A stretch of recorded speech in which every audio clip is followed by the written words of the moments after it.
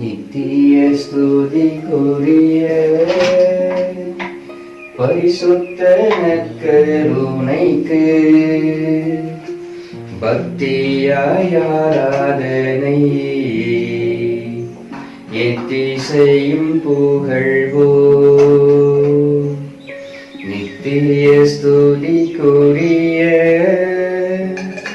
பரிசுத்த நற்கருணைக்கு பக்தியாய் ஆராதனை எத்திசையும் புரிவோம். நித்திய ஸ்துதிக்குரிய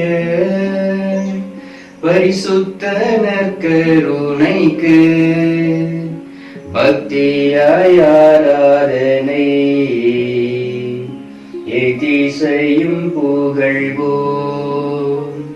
பக்தியாய் ஆராதனை எத்திசையும் புரிவோம். ஹல்லேலூயா, ஹல்லேலூயா, ஹல்லேலூயா. இயேசுவே, இயேசுவே, இயேசுவே, நற்கருணை நாதரே, உம்மை துதிக்கிறோம் ஆண்டவரே.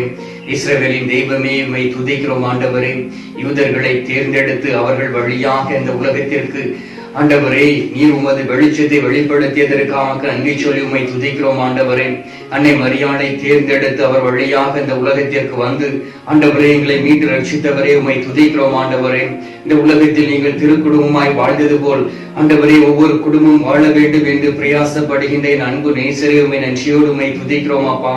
ஆண்டவரே உமது பிள்ளைகள் பாவத்தில் விழுந்து விடாதபடி எப்பொழுதும் அவர்கள் உம்மை நோக்கி இருந்து நீர் தரக்கூடிய உன்னதமான ஆசீர்வாதத்தை பெற்றுக்கொள்ள வேண்டும் என்று ஆண்டவரே இரவும் பகலும் கண் விழித்து ஒவ்வொரு பிள்ளைகளையும் பாதுகாத்துக் கொண்டு இருப்பதற்காக நன்றி சொல்லி உம்மை துதிக்கிறோம் ஆண்டவரே. ஹல்லேலூயா, ஹல்லேலூயா, ஹல்லேலூயா. இயேசுவே உம்மை துதிக்கிறோம், உம்மை துதிக்கிறோம், உம்மை துதிக்கிறோம் ஆண்டவரே. ஹல்லேலூயா, ஹல்லேலூயா, ஹல்லேலூயா. சர்வ வல்லமைகளின் தெய்வமே உம்மை துதிக்கிறோம் ஆண்டவரே. தகப்பனே உமக்கு முன்பாக எல்லா தெய்வங்களும் அண்டியிடும் என்று சொன்னவரே, உம்மை துதிக்கிறோம் ஆண்டவரே. உம்மை தவிர ஆண்டவரே மெய்யான தெய்வம் ஒன்றும் இந்த உலகத்தில் இல்லை சுவாமி. நீரே எங்களுக்காக இறந்தீர், நீரே எங்களுக்காக உயிர்த்தெழுந்த நாளிலும் எங்களோடு கூட இருக்கிறவரே, உம்மை துதிக்கிறோம் அப்பா. ஹல்லேலூயா, ஹல்லேலூயா, ஹல்லேலூயா. இயேசுவே உமக்கு நன்றி, நன்றி, நன்றி, நன்றி, நன்றி ஆண்டவரே. பெரியவரே உமக்கு நன்றி, உன்னதரே உமக்கு நன்றி, பரிசுத்தரே உமக்கு நன்றி, வழியாய் இருக்கிறவரே உமக்கு நன்றி. ஒவ்வொரு நாளும் எங்களுடைய வாழ்க்கையில் மாற்றத்தை கொடுக்கிறவரே, உம்மை நன்றி சொல்லி உம்மை துதிக்கிறோம் ஆண்டவரே. இந்த நேரத்திலும் தகப்பன் எங்கள் குடும்பத்தில் சமாதானத்தை கொடுத்திருப்பதற்காக நன்றி சொல்லி உம்மை துதிக்கிறோம் ஆண்டவரே. இதோ என் அமைதி உங்களுக்கு விட்டு சொல்வேன் என்று சொல்லி ஆண்டவரே உன்னதமான பரிசுத்தமான விண்ணக அமைதி எங்கள் குடும்பத்தில் கொடுத்திருப்பதற்காக நன்றி சுவாமி. ஹல்லேலூயா, ஹல்லேலூயா, ஹல்லேலூயா, ஹல்லேலூயா. இயேசுவே உம்மை துதிக்கிறோம், உம்மை துதிக்கிறோம் ஆண்டவரே. ஹல்லேலூயா, ஹல்லேலூயா, ஹல்லேலூயா, ஹல்லேலூயா. தேவாதி தெய்வமே உம்மை துதிக்கிறோம் ஆண்டவரே. நற்கருணை நாதரே உம்மை துதிக்கிறோம் ஆண்டவரே. ஆண்டவரே இந்த நேரத்தில் எங்களோடு கூட இருந்து எங்களை பலப்படுத்திக் கொண்டிருப்பதற்காக நன்றி ஆண்டவரே. தகப்பனே ஹல்லேலூயா, ஹல்லேலூயா, ஹல்லேலூயா. வானதூதர்களோடு சேர்ந்து உம்மை துதிக்கிறோம் ஆண்டவரே. தூயவர்களோடு உம்மை சேர்ந்து நாங்கள் துதிக்கிறோம் ஆண்டவரே. பரிசுத்தரோடு சேர்ந்து உம்மை துதிக்கிறோம் ஆண்டவரே. தகப்பனே புனிதர்களோடு சேர்ந்து உம்மை துதிக்கிறோம் ஆண்டவரே. தகப்பனே மறை சாட்சியாளர்களோடு சேர்ந்து உம்மை துதிக்கிறோம் ஆண்டவரே. ஹல்லேலூயா, ஹல்லேலூயா, ஹல்லேலூயா, ஹல்லேலூயா, ஹல்லேலூயா. இயேசுவே உமக்கு நன்றி, இயேசுவே உமக்கு ஸ்தோத்திரம் ஆண்டவரே. ஹல்லேலூயா, ஹல்லேலூயா, ஹல்லேலூயா, ஹல்லேலூயா. கிறிஸ்துவுக்குள் பிரியமான என் அன்பு சகோதர சகோதரிகளே, ஒவ்வொரு நாளும் நாம் அதிகாலையிலே நம்முடைய நற்கருணை நாதரை நமக்கு முன்பாக வைத்து அவர் தரக்கூடிய அந்த ஆசீர்வாதமான வார்த்தைகளை பெற்றுக்கொண்டு அந்த நாளை நாம் ஆரம்பித்துக் கொண்டே இருக்கின்றோம். அன்பார்ந்தவர்களே, இந்த நாளிலும் கூட ஆண்டவராகிய இயேசு கிறிஸ்து உங்களுக்கு அருமையான ஒரு வார்த்தையை கொடுக்கின்றார். மத்தேயு நற்செய்தி 11வது அதிகாரம் 28, 29 இறை வார்த்தைகள். பெரும் சுமை சுமந்து சோர்ந்திருப்போர்களே, எல்லோரும் என்னிடம் வாருங்கள், நான் உங்களுக்கு இளைப்பாறுதல் தருவேன். நான் கனிவும் மனத்தாழ்மையும் உடையவன், ஆகவே என் நுகத்தை உங்கள் மேல் ஏற்றுக்கொண்டு என்னிடம் கற்றுக்கொள்ளுங்கள், அப்பொழுது உங்கள் உள்ளத்திற்கு இளைப்பாறுதல் கிடைக்கும். அன்பார்ந்தவர்களே, இந்த நாளில் ஆண்டவராகிய இயேசு கிறிஸ்து உங்களை பார்த்தும் என்னை பார்த்தும் இந்த நேரத்தில் சொல்லுகின்றார், என் மகனே, என் மகளே, இந்த உலகத்தில் நீ பெரும் சுமை சுமந்து சோர்ந்து போய் இருக்கிறாயோ, நீ உன்னுடைய சுமையை சுமக்க முடியாமல் இருக்கின்றாயோ, என்னை நோக்கி வா, உன்னுடைய பார சுமைகளை என்னிடம் வந்து இறக்கி வை, நான் அந்த சுமைகளை நான் சுமந்து தீர்த்திருக்கின்றேன். உம்மால் முடியாத நேரங்களிலும் கூட என்னை நோக்கி நீ கூப்பிடு, உன்னுடைய குரலுக்கு நான் உமக்கு செவி கொடுப்பேன் என்று ஆண்டவர் சொல்லுகின்றார். அன்பார்ந்தவர்களே, நாம் ஆண்டவரோடு கூட இருக்கின்றோம்.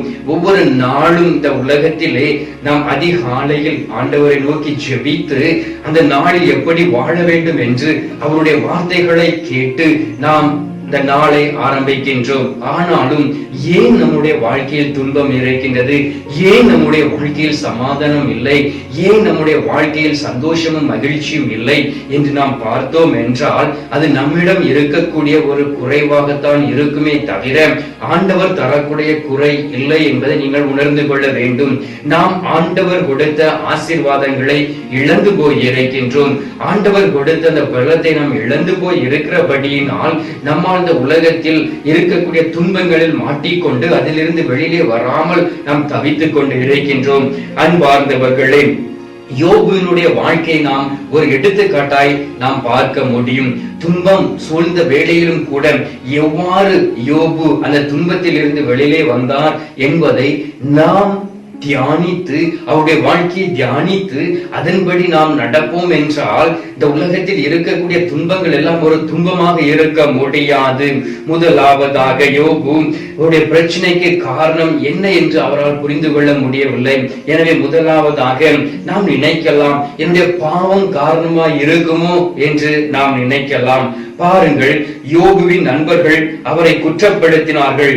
யோபு கடவுளுக்கு பயந்து நடந்த ஒரு மனிதராய் இருந்தார். அன்பார்ந்தவர்களே, ஆனாலும் அவருடைய நண்பர்கள், அவருடைய மனைவி எல்லோரும் ஒன்றாக சேர்ந்து அப்படியே இந்த புண்ணில் வேல் பாய்வது போல் அவரை குற்றப்படுத்தினார்கள்.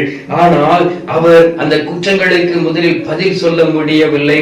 ஆண்டவர் கொடுத்தார், ஆண்டவர் எடுத்துக்கொண்டார், ஆண்டவர் என்னோடு கூட இருக்கிறார் இந்த விசுவாசத்தோடு ஆண்டவரை உறுதியாய் பற்றி கொண்டபடியினால் இந்த உலகபூர்வமான வார்த்தைகள் எதுவுமே அவரை பாதிக்கவில்லை. பாருங்கள் அன்பார்ந்தவர்களே, நம் ஒருவேளை இந்த உலகத்தின் போக்குகள், இந்த உலகத்தில் இருக்கக்கூடிய சில காரியங்கள், தவறான செயல்கள், இதையெல்லாம் நம்முடைய வாழ்க்கையில் ஒரு தடையாய் இருக்கலாம்.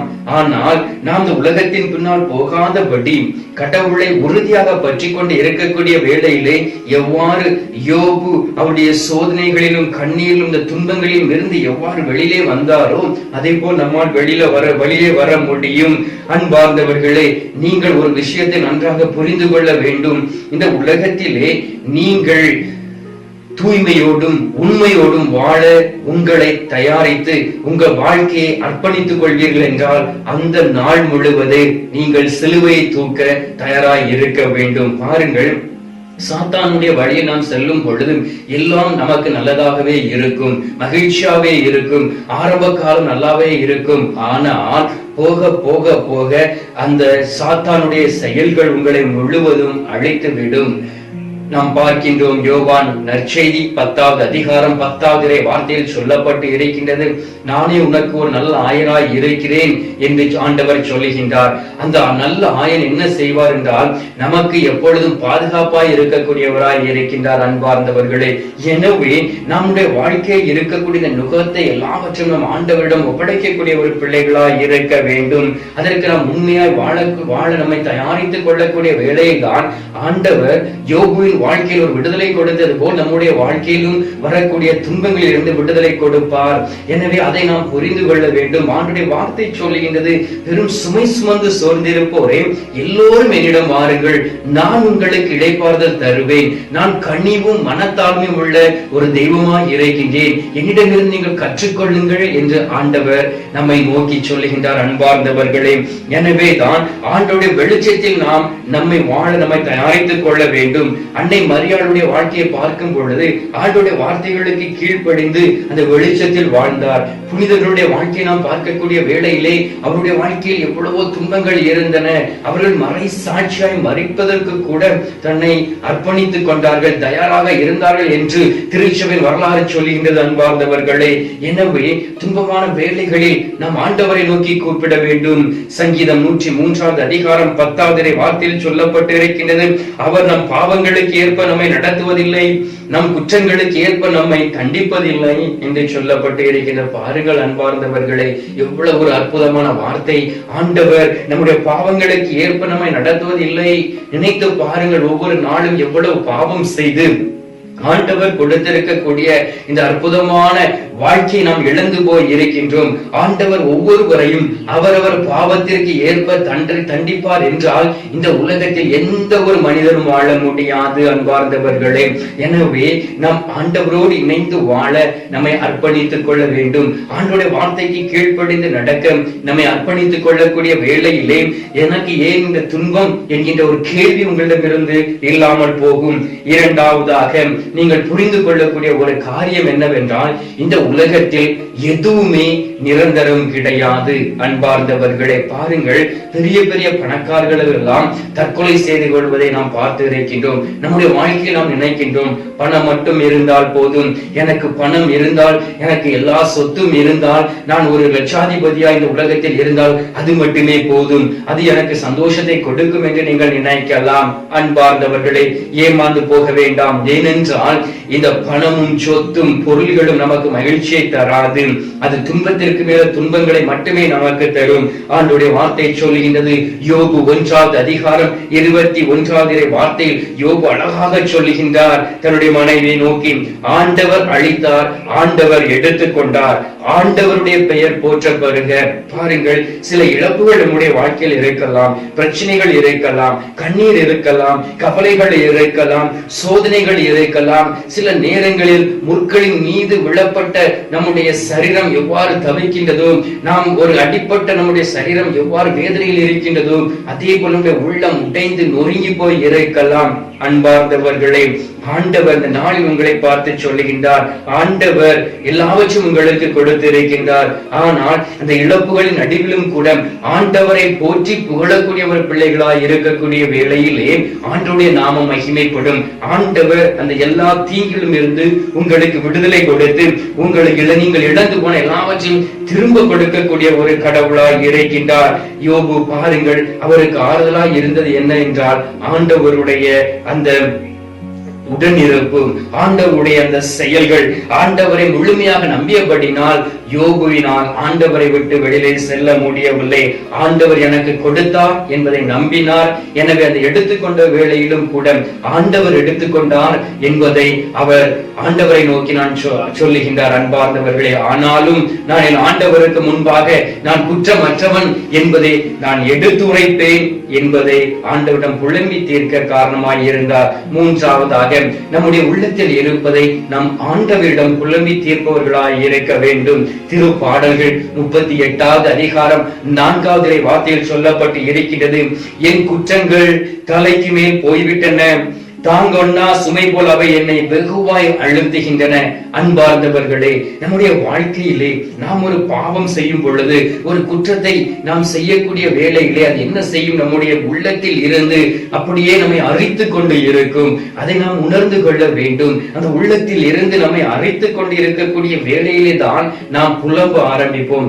யாரிடம் புலம்புவோம்? நம்முடைய நண்பர்களிடம் புலம்புவோம், அல்லது நம்முடைய குடும்பத்தில் இருப்பவர்களுடைய நாம் புலம்புவோம், நம்முடைய மனைவியிடம் புலம்புவோம், மனைவி கணவரிடம் புலம்புவார்கள், பிள்ளைகள் தன்னுடைய நண்பர்களிடம் புலம்பலாம், தாய் தந்தையிடம் புலம்பி அழலாம், அல்லது நம்முடைய இருக்கக்கூடிய அந்த உறவினர்களிடம் புலம்பி அழலாம். பாருங்கள், யோபு என்ன செய்தார் தெரியுமா? அவர் வேதனையான நேரத்தில் ஆண்டவரை நோக்கி அவர் புலம்பினார் என்று ஆண்டவருடைய வார்த்தை சொல்கின்றது. மனம் உணர்ந்ததை அப்படியே வார்த்தையாக அவர் கொட்டி தீர்த்தார். அவர் மனதில் எதையெல்லாம் உணர்ந்தாரோ அவை எல்லாவற்றையும் ஆண்டவருக்கு முன்பாக ஒரு வார்த்தையாய் அவர் கொட்டி தீர்த்த வேளையிலே ஆண்டவர் அவரை நோக்கி இறங்கி வந்தார். எல்லா சோதனைகளிலும் இருந்தும் அவருக்கு விடுதலை கொடுத்தார். பாருங்கள் அன்பார்ந்தவர்களே, மோசே அவருடைய வாழ்க்கையில் இருந்த கஷ்டங்களை நினைத்து அவர் ஆண்டவருக்கு முன்பாக புலம்பி தீர்த்தார். தாவீது அவருடைய வாழ்க்கையில் இருந்த குழப்பங்களையும் பிரச்சனைகளையும் நினைத்து, சோர்வுகளை நினைத்து, அவரை சவுல் அரசன் கொல்ல வேண்டும் என்று நினைத்த வேளையிலும் கூட ஆண்டவரை நோக்கி கண்ணீர் சிந்து அழுது புலம்பினார். எரேமியாவுடைய வாழ்க்கையில் பார்க்கும் பொழுது ஆண்டவர் அவரை ஒரு தீர்க்கதரிசியாய் எடுத்து பயன்படுத்துகின்றார். அப்பொழுது இஸ்ரவேல் மக்கள் அவருக்கு எதிராக இருக்கக்கூடிய வேளையிலே அவர் ஆண்டவரை நோக்கி அவர் கண்ணீர் விட்டு புலம்பி அழுகின்றார். யோபுவும் அவருடைய வாழ்க்கையில் ஆண்டவரை நோக்கி புலம்பி அழுதபடியினால் இவருடைய வாழ்க்கையில் எல்லாம் ஆண்டவருடைய உடனிருப்பு இருந்தது. ஆண்டவர் அவர்களை திடப்படுத்தினார், பலப்படுத்தினார். பாருங்கள், ஆண்டவராகிய இயேசு கிறிஸ்துவின் வாழ்க்கையில் நாம் பார்க்கலாம். மத்தேயு நற்செய்தி 27வது அதிகாரம் 46வது வார்த்தையில் சொல்லப்பட்டு இருக்கின்றது. ஆண்டவராகிய இயேசு கிறிஸ்து தந்தை கடவுளை நோக்கி இவ்வாறு சொல்லுகின்றார், என் கடவுளே, என் கடவுளே, ஏன் என்னை கைவிட்டீர் என்று சொல்லி ஆண்டவராகிய கடவுளை நோக்கி அவர் கண்ணீர் சென்று மன்றாடுகின்றார். அந்த நேரத்திலே வான தூதர் அவருக்கு துணையாய் வந்து அவரை தேற்றுவதை நாம் பார்க்க முடியும். திருப்பாடல்கள் 62:8 சொல்லப்பட்டு இருக்கின்றது, மக்களே, எக்காலத்திலும் அவரை நம்புங்கள், அவர் முன்னிலையில் உங்கள் உள்ளத்தில் இருப்பதை திறந்து கொட்டுங்கள் என்று ஆண்டவருடைய வார்த்தை சொல்லுகின்றது. ஆம் அன்பார்ந்தவர்களே, இந்த நாளில் யாரிடம் போய் நீங்கள் உங்கள் உள்ளத்தில் இருக்கக்கூடிய பிரச்சனைகளையும் கவலைகளையும் திறந்து கொட்ட போகிறீர்கள்? உங்களை படைத்த ஆண்டவரிடமா? உங்களுக்காக இறந்த ஆண்டவராகிய இயேசு கிறிஸ்துவிடமா? உங்களோடு கூட இருக்கக்கூடிய பரிசுத்த ஆவியிடமா? அல்லது இந்த உலகத்தில் வாழக்கூடிய மனிதர்களிடமா? நீங்கள் இந்த உலகத்தில் உள்ள மாநிலர்களை நம்பி அவர்களிடம் உங்கள் உள்ளத்தில் உள்ளதை நீங்கள் புலம்பி கொட்டினீர்கள் என்றால் அவர்கள் அந்த நேரத்தில் அதை கேட்டுக்கொண்டு செல்வார்கள், சில ஆறுதலான வார்த்தைகளை சொல்வார்கள். ஆனால் அன்பார்ந்தவர்களே, அது நிரந்தரம் அல்ல. நீங்கள் நினைக்கலாம், ஆண்டவரே, எதற்காக என்னுடைய வாழ்க்கையில் இந்த துன்பம்?